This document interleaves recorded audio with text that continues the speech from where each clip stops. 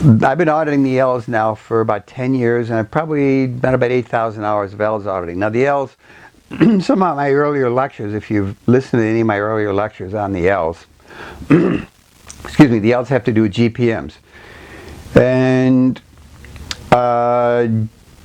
GPMs consist of two layers, two levels. There's actual GPMs, which is the person's own track, their own history, and then there's artificial or implant GPMs, which are implants, or which are GPMs that were artificially installed in people's mind, and they were designed and patterned to graft onto actual GPMs because they're of the same pattern, so they kind of hang together. Now the GPMs are old games. Every game that you've ever played, you've got a little a whole bunch of time track, which has all been put in a you could call it a legacy box. You know, it's a little box with all these memories in it. Could be like 100,000, 200,000 years, and many identities, all of which are in part of a game, back and forth in some game, and but unraveling, dismantling those is what you're doing with the L's. It's really what you're doing with any of your auditing, because a person's case is their GPM case, and every little piece of the auditing tech fits into the GPM bank. You could think of the GPM as kind of like a Mr. Potato Head. You know, it's the potato that the nose and the eyes and the eyebrows and the hair and the ears, everything is stuck in there. The ARC breaks, the problems, the withholds, everything is like, but the core of it is the GPM. So that's what you're auditing. But now what does this do for you? But because that's the important point. Well, when you've got old games that you've been playing for a long time, they become habits and routines. So it's very easy to get stuck in those old games, which means you're stuck in a viewpoint, you're stuck in a cycle of action, you've got habits and routines that are very hard to change. Now this is an ongoing game. Well, there are a lot of other dormant games that were part of your past track, like if you were a fighter pilot, you were playing the fighter pilot game. Well, you could have been a fighter pilot, you could have been a race car driver, all part of the same GPM. Well, this doesn't necessarily apply when you're an 8-year-old kid. You know, you might like to get in your little tricycle and ride around, and maybe that kind of starts to key it in. But you know, when you get into your car, then you're kind of like Space Commander, you know, and you're driving through the you're in a spaceship, you know, you're back in the spaceship driving through traffic. Of course, you don't really realize that, but that's really what you're doing. And sometimes I look over at Nikki when she's driving. I'm going, oh, Space Commander Nikki. And then she laughs because, you know, she knows it's true. But anyway, so once you dismantle those and discharge those, you have a lot more freedom of choice of what games you're playing and what games you're not playing. It's much easier to change your habits and routines and replace old ones with new ones that work better for you. But the other thing is you're surrounded with people who are also playing these old GPM games. And when somebody's playing an old GPM game, they need an opponent. They gotta have an opponent. And that opponent is going to be you, if you allow it. And if you're not aware of it, it's very easy to get drawn into it. So all of a sudden you find yourself sucked into somebody else's game, playing somebody else's game, and it isn't a game that has anything to do with you and isn't really a game that you want to play. So when somebody, you know, attacks you, when you've got this mechanism, it's in full play, you attack back, then you're in it. And the hardest thing in life is somebody comes at you or gets in your face and you stay exterior. I don't know if you could say it doesn't bother you because it affects your organism. You know, you get the energy, you're subjected to the energy of that end theta or that attack or that hostility or whatever. But it passes very quickly, and you don't feel a need really to pick up the gauntlet and smack them back. On the other hand, you can smack them back if you want to. If you want to play the game, you can probably win it. And LRH said that too. You know, he said, you know, if you decide to play a game, play it to win it. If you don't want to play the game, don't play the game. It's a skill and an ability. It's a power of choice. How do you get this power of choice? By running out past decisions and ongoing cycles of action, habits and routines, things that are on automatic, that are just in play without you really consciously thinking about it or consciously deciding on it. So that's the other thing. Because of course it relates to being exterior too. Because if you're getting an inflowing, but you're here, your space is big, attacks are usually focused and they're usually sharp. Now if you're located and you're limited in your space and your identity and your solidity, you can be hit by that. Whereas if you're diffuse in your own space, things flow through you. They don't tend to stick as much. Now this is a gradient. I don't know anybody that's perfect at that, but you can see this. People that, you know, that can kind of stay exterior, maintain their sense of humor, you could say. They can, you know, maintain an awareness. When you collapse into an identity, your awareness also collapses. When, you know, when LRH says, you know, you ever seen an angry man tell the truth? When somebody's angry, you can see what's their energy like. It's kind of like whoosh, like this, and it's really focused and it's very jagged and sharp, and it's coming and it's the intention to destroy. But you can see behind that is very little awareness. There's very little ability to control that. And so therefore people get way out of control. They say things they don't mean. They do things that gets them into huge trouble, that damage other people. And this is just the reactive GPM mechanism in full play. Full opponent mode, you could say. And what is somebody in that mode trying to do? They're not really trying to destroy another being. They're trying to destroy an identity that they're opposed to. They're being an identity, and that identity has an opposing identity. And they're so stuck in that game that their identity has to win and the other identity has to lose. So, boy, this is a whole lecture in itself, you know, how do people, you know, whole game theory and, you know, LRH's insight into games and the mechanism of games and the strategies that people use to win games and, you know, lose games and perpetuate games, and how do people treat their teammates, you know, who is on their team, who is their opponent, and again, it isn't that these games are necessarily visible to people. You can meet somebody for the first time and they say a few words to you and you feel weaker. What's that all about? Well, what's part of any game is weakening your opponent. So there you were, you're their opponent. You don't even know this guy, but they don't know you either. But somehow you're representing something that they want to weaken because they want to win some game. Now a true suppressive, he tries to weaken everybody. Somebody who's just aberrated, they'll try to weaken an opponent, but they don't think everybody's an opponent. And that's the difference between an aberrated person and a suppressive person. It's very important to make that distinction. The subject of attacking is very interesting, and I really want to cover this point. And I think this talk is going to be longer than I imagined, but this is a very important point.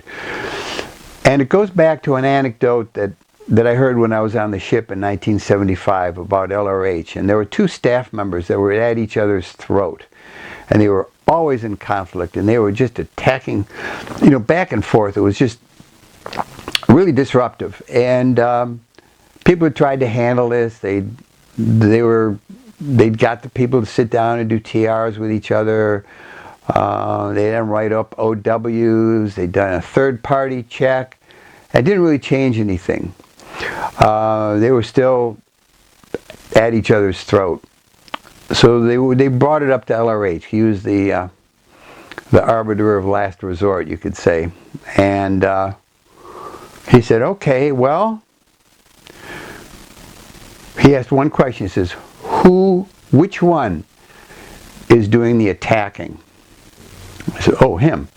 He's the suppressive. The other was defending. Now, there's many ways of defending yourself. That relates to your tone level as well. When you're below 1.0 on the tone scale, fear below, you just cave in an attack.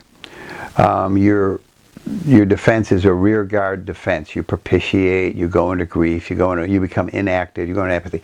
These are defense mechanisms, and they're the result of having been attacked. When you're in the hostility band between 1.1 and 2.0, you attack back. Depending on your tone level, you will attack back. An angry person will attack back in anger. Antagonistic person will attack back by being sarcastic or hostile. Sort of a verbal attack. Covert person will go, oh, okay, fine. They'll go and they'll talk behind your back and try to undermine you that way. That's for the tone level. A higher tone person, a bored person. Well, you can attack a bored person. They're kind of bored with it up to a point, and they could be sucked in. They could be brought down tone. Often when people get angry, and here's a very important point to assess your own patterns in life, your own reactive patterns in life. Some people, and there's two stuck points in the tone scale. One is anger, and the other is grief. And these are stuck points because these are emotions that people can't easily express in life. They tend to get suppressed by others, particularly growing up. If you're around parents who say, don't cry, stop crying. If you're like a boy, don't cry. You fell down, don't cry, be a man, whatever. Or if you're a girl and you go, don't get angry, that's it for girls to be angry. It's, so what happens is that the grief and the anger get suppressed. Well, what's below that on the tone scale is, covert hostility and apathy. So, so when a person gets very angry, you can ask them a question. I said, well, okay, so after you got angry, did you feel better or did you feel worse? Or when you had a big grief charge, after you had that grief, did you feel better or did you feel worse? Now, if you felt better after getting very angry, it meant that your anger was suppressed and you were coming up through anger, and now you blew through it and you're higher on the tone scale. If you feel worse after you've gotten angry, it means that something has sucked you down the tone scale into anger. You've dramatized it, and now you feel bad because you dramatized a low, non-productive tone level. And same with grief. Sometimes people in session, they'll blow this big grief charge and they'll feel wonderful. Sometimes in life something bad happens. The person feels terrible grief, and they can't even express fully, and they just become inactive and go into apathy, become sort of listless and low energy in life. So anyway, that's again, as you go up the bridge, your tendency to get stuck in the tone scale, any point in the tone scale becomes less and less. You find it harder to get drawn into these low tones by the people around you. Not impossible, but it's certainly much more difficult as you move up the tone scale and as you move up the bridge. So. So that's just, again, it's an important point to know that your ability to stay exterior to games conditions that you don't really want to play is a lot better. And also your ability to pop out of it becomes much faster. It's not that nothing can ever happen to upset you or bring you down tone, but it happens, and then it's over, and then you're back to a good point again. Whereas other people, they get stuck in these things. They go on for years until they get a session, or just kind of change their environment, or get, somehow or another it they come out of it. But again, that's the more OT you are, the more resilient you are, the easier it is to kind of go back to that exterior view and to get to increase your space and time. Yeah, like you more time. Well, this is happening now, but there's always tomorrow. Everything looks like my mom used to say, everything looks better on a good night's sleep. So yeah, sure, something bad happens, make sure you get enough rest, take a walk, look at some things, and bang, you're out of it again. And, it gets to the point where something bad happens, you don't even think of doing those things. You just kind of like go upstairs and pull the blankets up over your head, you stay there for a while. One of the most profound things that you learn in Scientology, and everything that I've talked about in this talk is really kind of fits into these two rules for happy living. Be willing to experience a thing and only create those effects that others can experience easily. As you go up the bridge and you see these things in action, you recognize how very profound they are. The simple things are the most profound. The most profound work of LRH that I have ever read is The Way to Happiness. And I spent months studying that. I probably looked up 2,000 words. I wanted to get it to a point where I could read the whole thing, beginning to end, and FN through the whole thing, with not even a slowed needle. And I did, and it was very profound. If a person is happy, these things are in, whether they know about them or not. Person's unhappy, these things are out. Again, whether they know about it or not, you can have considerations about it, you can protest it, you can dislike it, you can like it, you can give it lip service, you can say, oh, that'd be nice.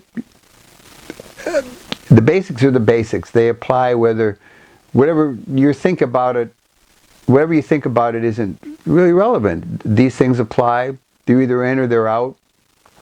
They have consequences, and these things occur outside of your own opinions about them. So this is the benefit of understanding the basics, understanding the realities of existence, and how learning the tech, applying the tech, getting better and better at it, getting your case handled. They really allow you to have the kind of life that you've really always wanted to have as a being. Really for the first time ever. And I think that's very important to understand, because what really, prior to handling all these things, were the possibility of living a life free of this kind of nonsense, really. Very small, and some people do it, and good for them, And if you see what they're doing, they are applying these things knowingly or unknowingly. They're just, they have good common sense. They've kept their ethics in. They've been productive, and they've had very happy lives. And you see people, they aren't Scientologists, but they're doing this. But you see, these successful actions are the same successful actions that LRH promotes and wants people to apply. And I think he wants everybody to do well and to live well. So, it gives you a future. You can want to have something, you can work towards it because you know that there is a future and you're going to be in it. You can save money to get something that you want in the future.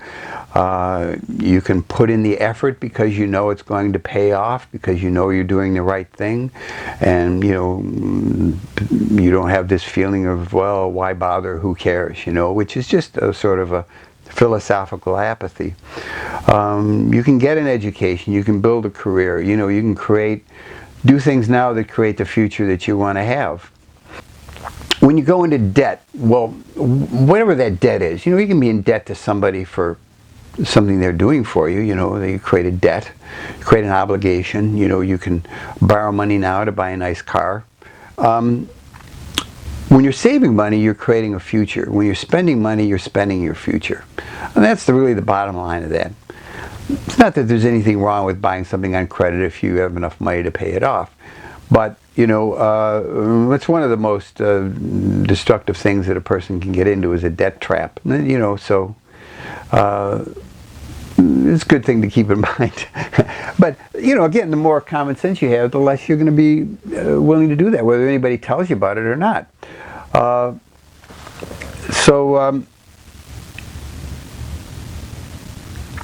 Yeah, you're willing to, well, you know, you're willing to make the effort in life. You're willing to stay in motion. You're willing to stay productive.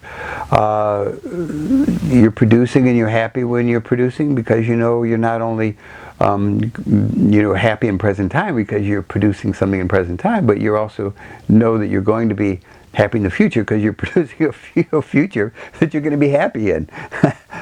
That's really what it comes down to, isn't it? So the things that you're creating now will become now someday. One of my favorite quotes by LRH. This was a magazine article, Boost from a tape. It's called "Your Responsibility is OT." It's a very good tape, but you know, it's sort of something that everybody can apply. And it really resonated with me when I first read it, and it still resonates with me. It talks about, you know, whatever you are, you're a parent or a friend or an auditor or a course supervisor. He says, you know, it's up to the guy. Unless you lead the individual to increasing his own beingness, he in actual fact won't arrive. He will never become an OT. You can show him the way, you can provide the environment, you can make it easy for him, you can yourself be expert. You can do various things, even including, as I say, exuding calm, creating a calm, orderly space. You can audit and train, you can do many things, but basically the final net result depends on the individual himself and his own effort. And this is the point that has been missed in all past endeavors in self-betterment or the improvement of man. They've always contained an element that if a state became socialistic enough, if the priest said enough prayers, if there are enough joss sticks, the Buddhist incense burned on the altar, some miraculous intervention would occur.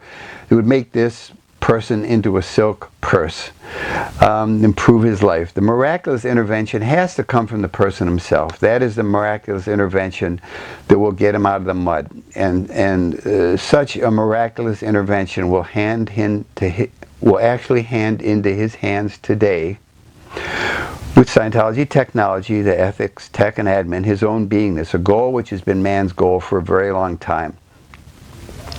Not a slight gift. Happiness, power, continuation, continuity, and so much more. In the final analysis, a being has to be led up to a point by a fairly uninterpolated environment.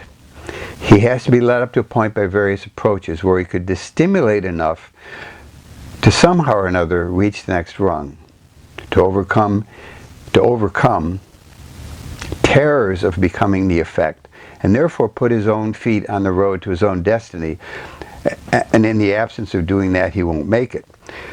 The only thing you can do is to help him somehow or another make those first steps so that he can walk in that direction. But there are limits to the amount of help which he can be given. That gives you a very great forecast on how many clears and OTs there will be and how well the whole thing is going to come off. It will come off to the degree that all of us can provide a secure environment in which people can stimulate to a point where they can find there is a way to walk. You might ordinarily think that maybe trying to make a family or your home calmer or better or make somebody's life a little easier to live are perhaps hardly worth doing at such a tiny amount. But that is the final effort that will let the bulk of humanity out. It It is how calm and how decent you can make the environment in which they live. There, doesn't it? That's Yeah. a good ending. Yeah, almost made it through that. But yeah, but I mean, you can see that's like, it's such a simple, basic, and And you do it every day. I hope, Oh, absolutely. You've always done that since I've known you. It was very, very obvious. You've always created a nice, safe, kind space. Safe. And you do it all the time. For a lot of people. Thank you. Yeah, and it's what that little thing, like people enjoy hanging out in this space. They feel it, they like it. It's it's a nice space. And then they go out and help other people's space. So and that's great. The ending there, because it might seem simple, like it's simple for you. You do it all the time, but the effects created by it are huge. Yeah, thanks. That's, reminds me of, I think one of the things, benefits I had from growing up in the family I grew up in, I remember asking my dad one time, because I used to do a lot of admin skills with people, and I was curious what my dad's goal was, and we talked about it for a while, and he says, my goal is to make whatever space I'm in a happy space. Oh, he did.